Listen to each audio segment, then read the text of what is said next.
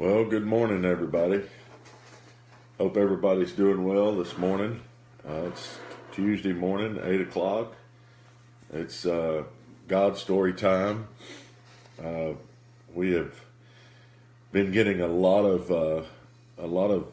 people that are writing in that concern these God stories.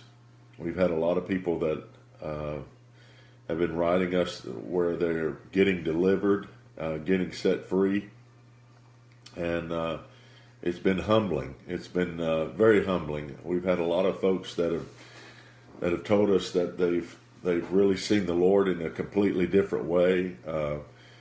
We've had a lot of people. I had one yesterday said that I had no idea that what these God stories were doing for them, and it's very humbling to hear, what these stories are doing. It's we never thought that God stories would have such an impact on people.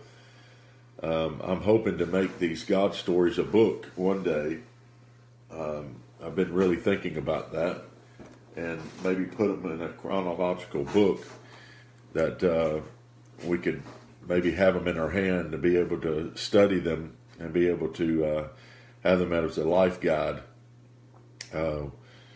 So we were thinking about that. We've also, last night we were meeting with a really good friend of ours that's a editor, and he's even trying to help Susan do her book. She's writing a book, a children's book at this moment, and it is incredible. My son's doing all the graphics for it, and it's going to be really good. Can't wait for her to talk about that. That's coming up.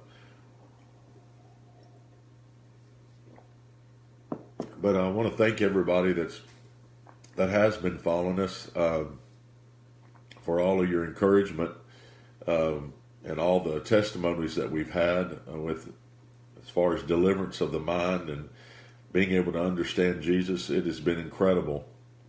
On the other side of that, we have had the warfare. We've had people write in that did not like it or didn't agree, or a lot of accusations, but that's part of it.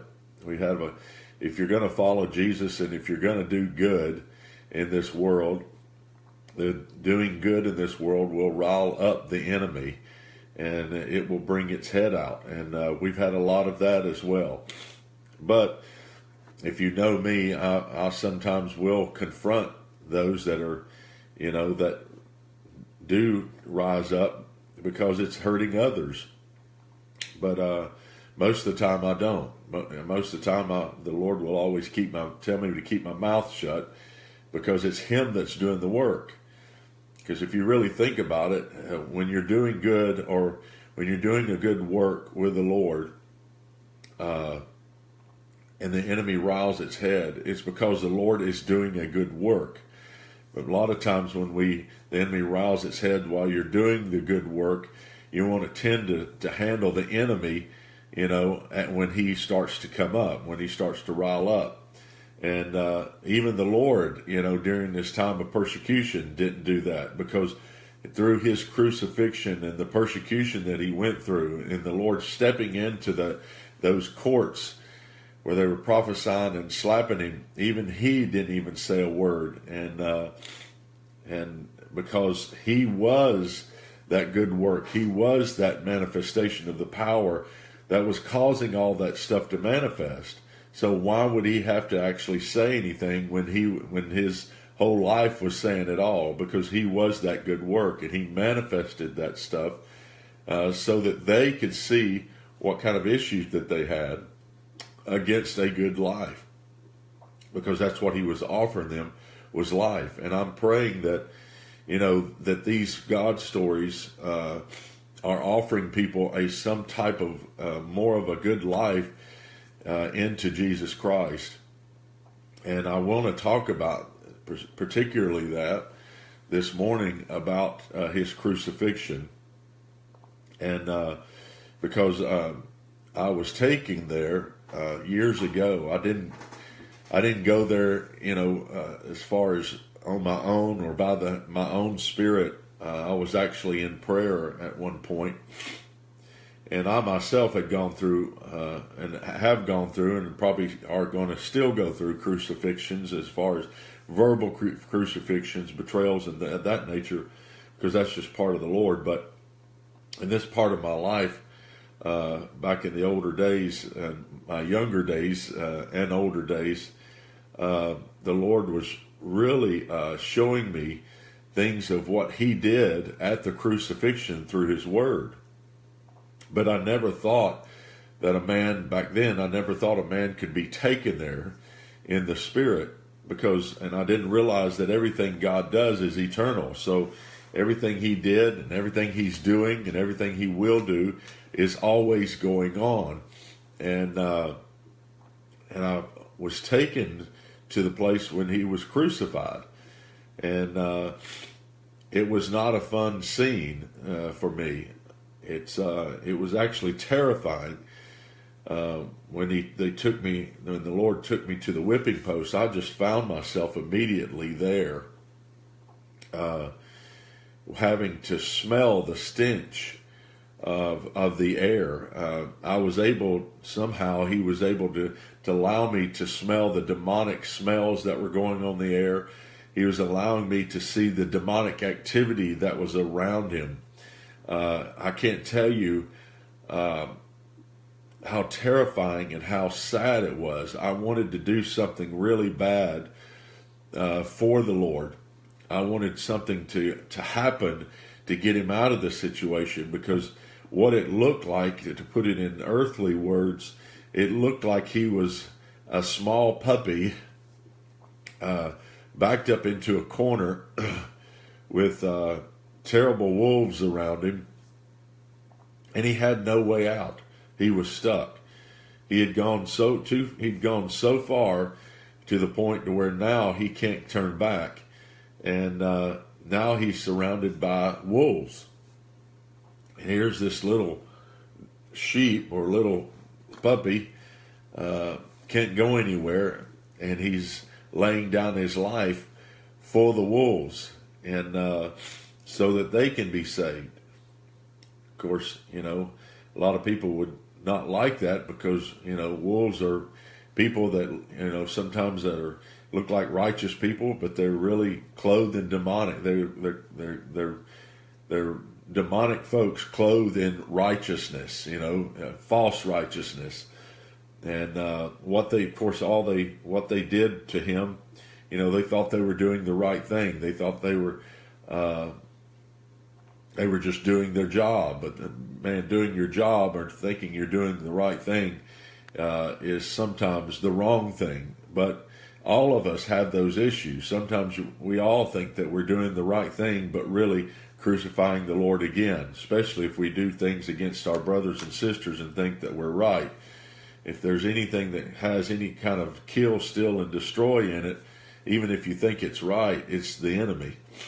And that's what they were doing to this wonderful man, Jesus.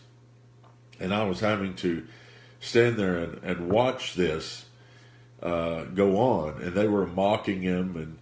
And at first they began to slap Him, in the courts. And I saw that picture.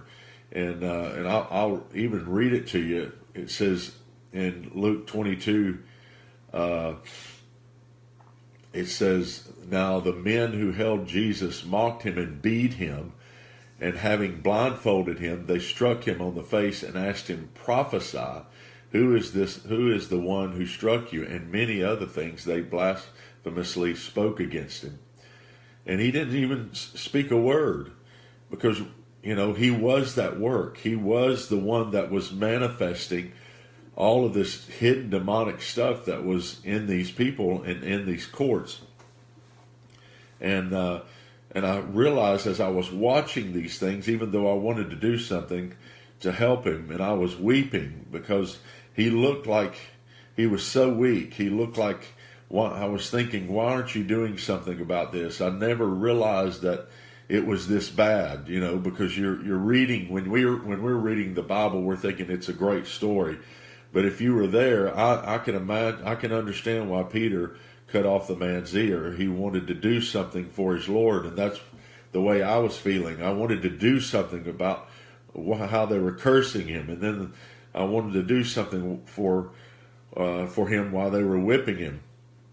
But he wasn't doing a thing. My phone rang, but he was actually doing good, and I started getting this revelation of the Lord, because there is times where we're getting hit by the enemy, just as they were slapping the Lord.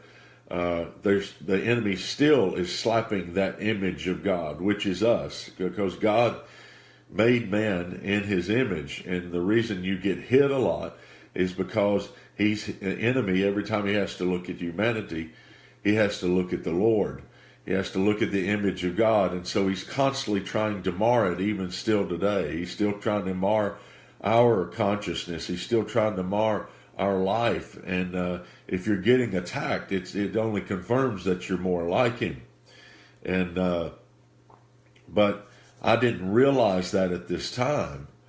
And as they were slapping him and him not saying anything, and they said, prophesy who hit you, it struck me with like a knife in the heart. I saw myself at times when the enemy would come beside my life and blindside me and hit me for no reason.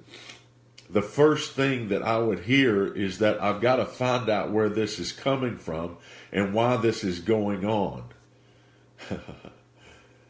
I don't know if you've ever had that temptation, but that's what the enemy was doing to the Lord. When they said, prophesy who hit you, that wasn't men just doing that. That was the enemy trying to get him to figure out where his hits were coming from. But the hits are coming because he was actually causing that to happen through the power that was exuding in his life. He was causing all the things that were hidden in darkness to start coming to light. So he didn't have to prophesy, but the enemy was trying to get him to figure out who was hitting him and who was, what type of demon is hitting you, or what type of person is hitting you, what's his name. And I don't know if you guys have ever tried to figure that out, but I've had a lot of, I've had it in my own life. I've had people to try, call me and say, yeah, I'm going through this, what type of enemy is hitting me? Where's this coming from? And I've had my mind still do the same thing. When I get hit from left to right, I'll try to get prophetic, and I'll try to pray into that and try to find out where it's coming from. But really, that is a trick to get you off your focus with the Father's will. And it was a real learning curve for me. It caused me not to have to war in a way that I've warred before. But I've never seen that until I watched it with my own eyes and read it with my own understanding through this experience. Because if there's anything the enemy would love for us to do, is try to figure out where he's coming from and try to figure out where the voices are coming from.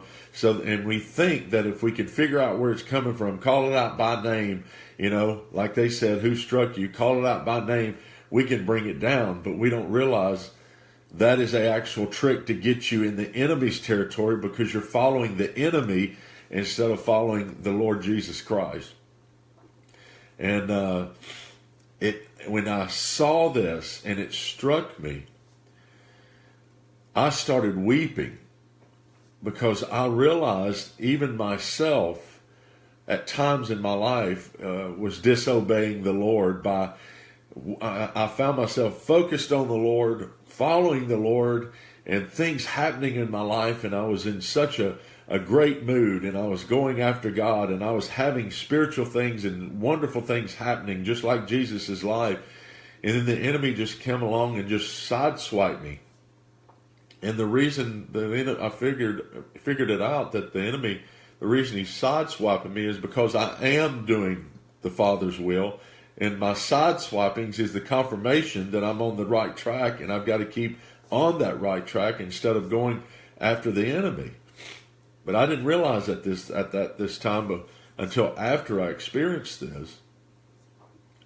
And so I'm sitting there weeping when I'm hearing them, ask him, who prophesy who hit you. and it's hitting me at the same time. I'm repenting to the Lord because I so many times in my life I had walked away from His will